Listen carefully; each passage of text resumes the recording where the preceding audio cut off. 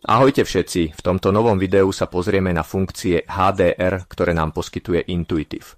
Na prístup k nim budeme musieť stlačiť tlačidlo menu v hornej časti rozhrania Intuitive, prejsť na položku HDR a po kliknutí na ňu sa dostaneme na príslušnú stránku.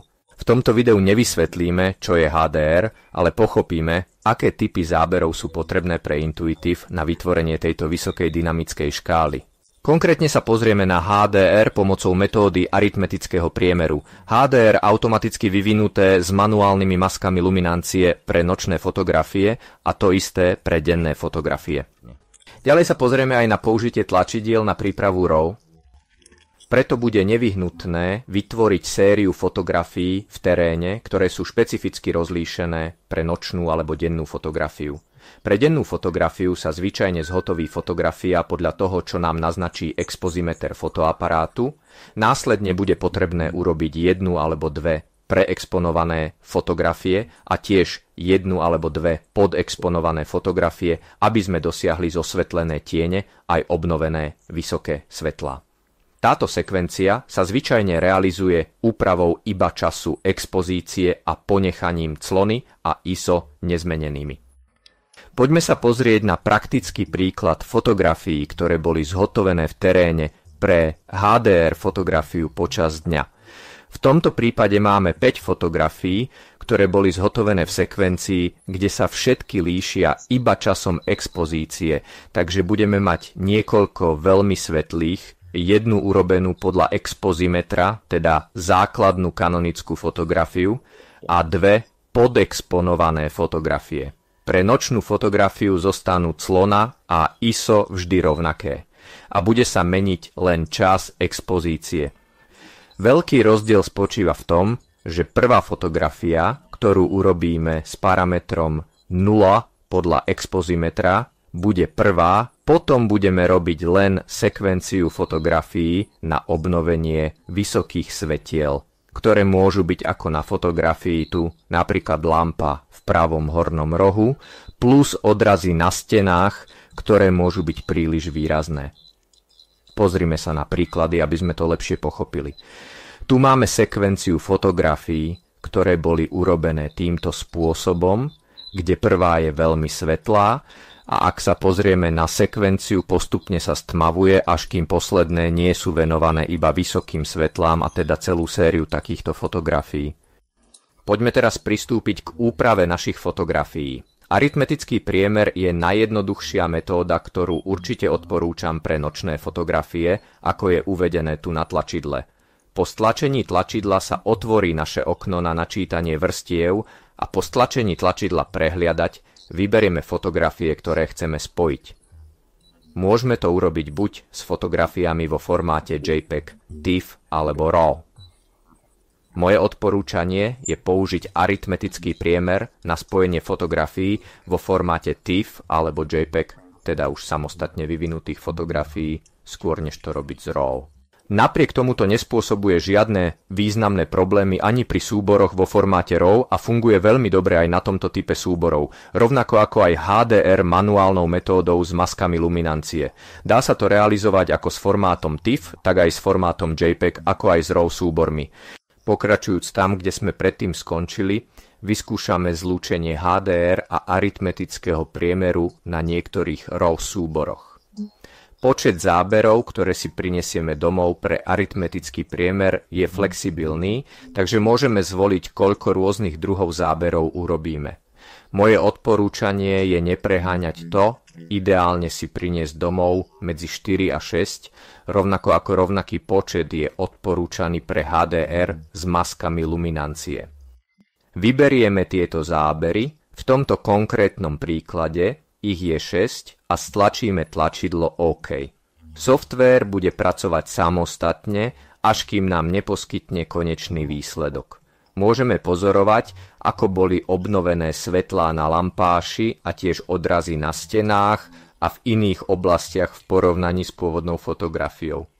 Vidíte, ako sa dá prečítať nápis, ktorý na pôvodnej fotografii nebol vôbec čitateľný. Poďme sa teraz podrobnejšie pozrieť na zlúčenie s metódou manuálneho nočného režimu, takže aj v tomto prípade sa zvyčajne vytvára medzi 4 a 6 fotografiami, pričom sa postupne znižuje čas expozície, aby sa tieto fotografie postupne stmavovali.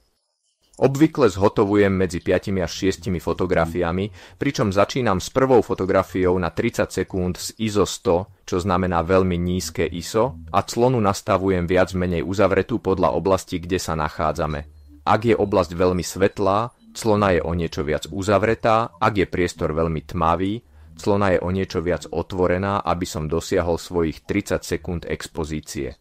Následne znižujem časy expozície, aby som odobral svetlo.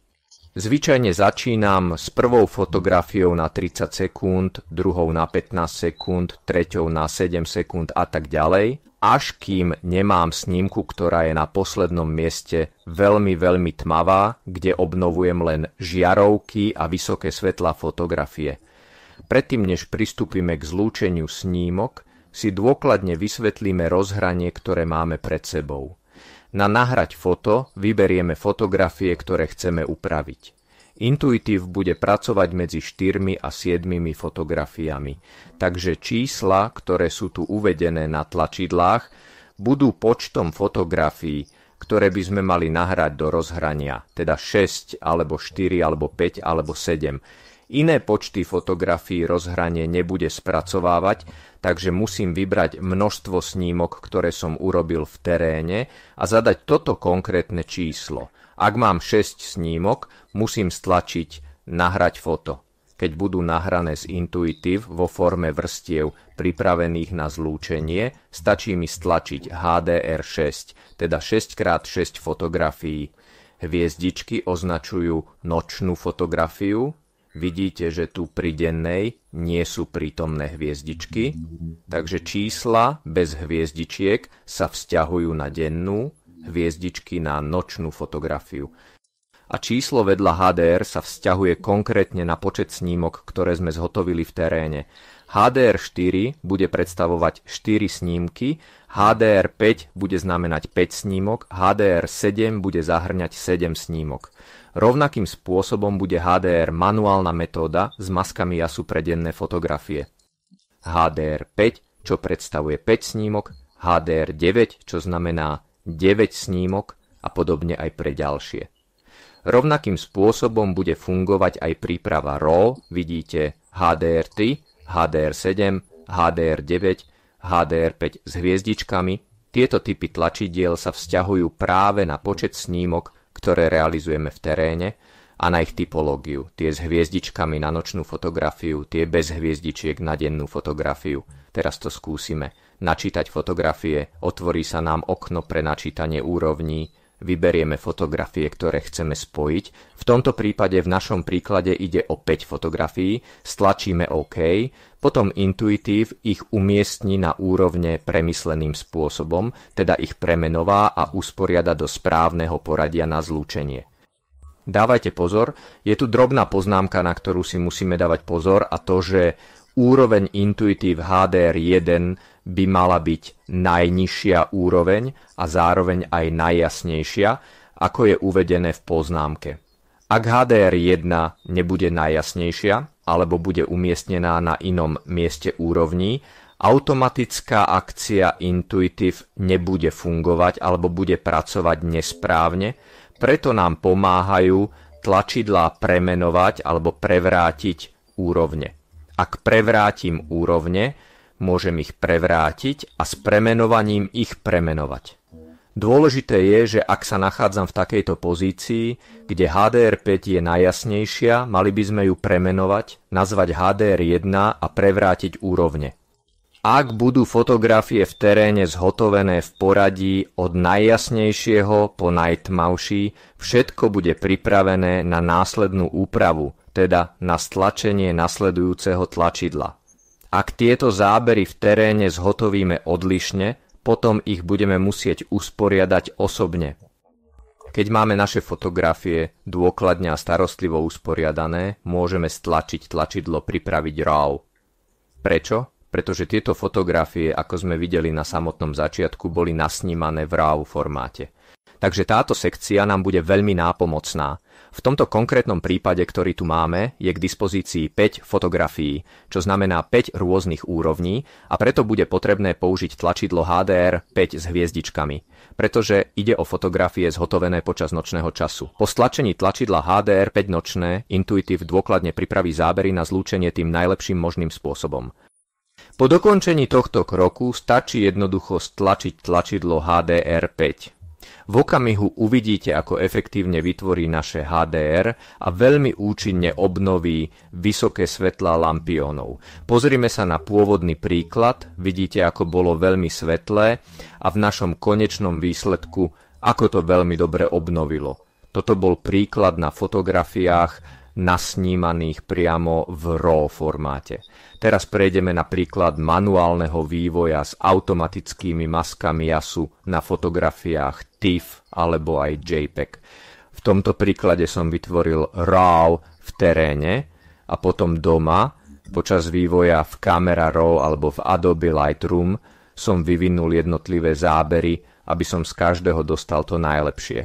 Takže znovu stlačíme načítať fotografie v našom okne, vyhľadáme zábery, ktoré nás zaujímajú, sú to tieto, vyberieme ich, napríklad 5, dobre. Vidíme, ako ich umiestňuje na úrovne, prvý bol svetlý a posledný tmavý, takže poradie na úrovniach zostáva správne. Opakujem, že najnižšia úroveň musí byť HDR1 a musí byť aj najjasnejšia. Vyhýbam sa stlačeniu tlačidla pripraviť RAW, pretože som ho už nezávisle vyvinul v Camera Raw a priamo stlačím HDR5, pretože sú to 5 úrovní pre nočnú fotografiu. Po stlačení vidíte, ako sa obnovuje v porovnaní s pôvodným záberom, ktorý bol tento.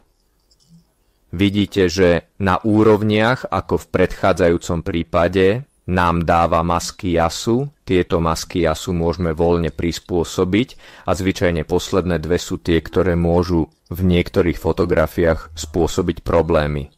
Pokojne môžeme prejsť do hlavného menu na úvodnú stránku. A tu v sekcii kurzorov štecov môžeme prispôsobiť tieto masky luminancie.